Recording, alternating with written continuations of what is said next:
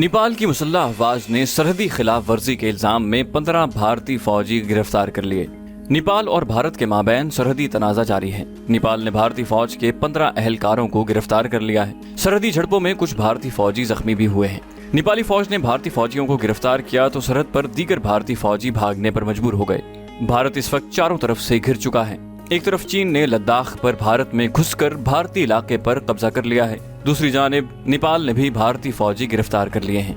तीसरी जानिब LOC की खिलाफ वर्जी पर पाक फौज ने भारत के एक हफ्ते में 2 ड्रोन्स मार गिराए हैं। नेपाल ने भारत को धमकी दी थी कि अगर भारत ने कोई हरकत की तो हम पीछे नहीं हटेंगे बल्कि लड़ेंगे।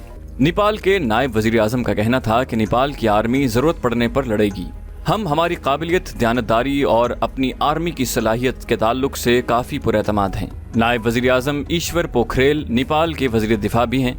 उन्होंने भारत की जानिब से सरहदी तनाज़े के बाद भारत को धमकी दी है कि अगर भारत बाज न आया तो हम लड़ने से पीछे नहीं हटेंगे। नेपाल ने भारतीय इलाकों लिपोलेक, काला पानी और लिम्पियाधोरा को अपना इलाका बताते हुए उसे अपने सियासी नक्शे में शामिल किया था, जिसके साथ ही नेपाल और भारत में सियासी और सिफारती सतह पर तनाव पैदा हो गया है। ये वाज़ेह रहे कि नेपाल के वजीर आजम ने नया नक्शा जारी कर दिया जिसमें काला पानी, लिम्पियाधोरा और लीपू के भारतीय इलाकों को नेपाली सरहदों में शामिल किया है।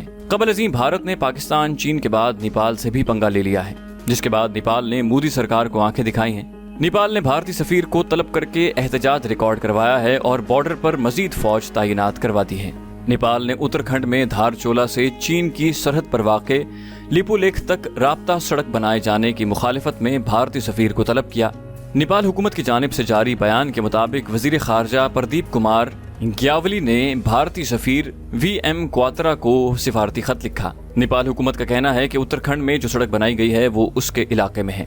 भारत की जानिब से नेपाल सरहद पर सड़क की तामीर से दोनों मुल्कों के दरमियान नया तनाज़ा खड़ा हो गया है। नेपाल ने भारतीय हुकूमत को खबरदार किया है कि वो उसकी हुदूद के अंदर किसी भी किस्म का काम करने से बाज रहें। भारतीय वजीर दिफा राजनाथ सिंह ने मुतनाज़े सरहद लाइन ऑफ एक्चुअल कंट्रोल के करीब एक सड़क का इफ्तिताह किया था जो रियासत उत्तराखंड के इलाके धरचोला को चीन की सरहद के करीबी इलाके लिपोलेख से मिलाती है। लिपोलेख का जुनूबी हिस्सा कल्पनी भारत और नेपाल के दरमियान एक मुतनाज़ा इलाका है, जबकि चीन और तिब्बत के साथ स्ट्रेटेजिक अहमियत का 3-वे जंक्शन है।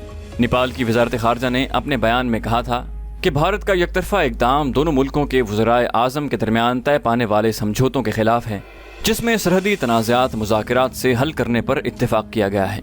नेपाल ने सख्ती से कहा कि नई दिल्ली नेपाल की हुदूद में किसी भी किस्म की सरगर्मियों से बाज रहे। खटमंडू में नेपाल की हुक्मरान जमात की जानिब से जारी एक बयान में इस सड़क की तामीर को नेपाल की खुद मुख्तारी खतरे में डालने के मुतरादिफ करार दिया गया है।